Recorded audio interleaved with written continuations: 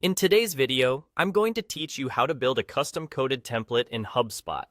By the end, you'll know exactly where to go and what to select to spin up a clean, custom HTML template that fits your needs, whether it's for a page or an email. First, head to the left-hand pane inside your HubSpot account and click Content, then choose Design Manager. This is your workspace for everything template related.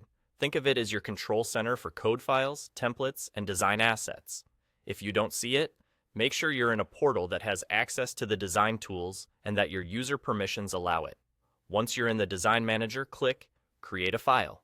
This opens a simple setup window that guides you through the basics.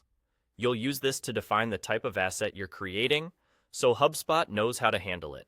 When prompted, select HTML as the file type, and then select Template as the type.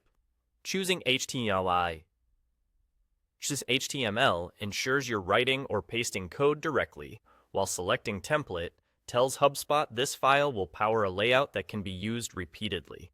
That combination gives you full control over structure, styles, and any HubL you want to include.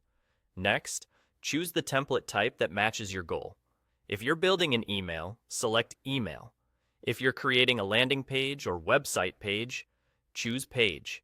This matters because email templates follow stricter formatting for deliverability and typically rely on inline styles and table-based layouts, while page templates support more flexible structures and can include responsive frameworks.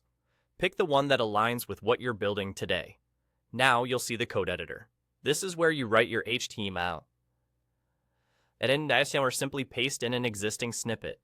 Keep things clean and semantic, and if you're working on an email, favor inline CSS and simple layouts for reliable rendering across clients.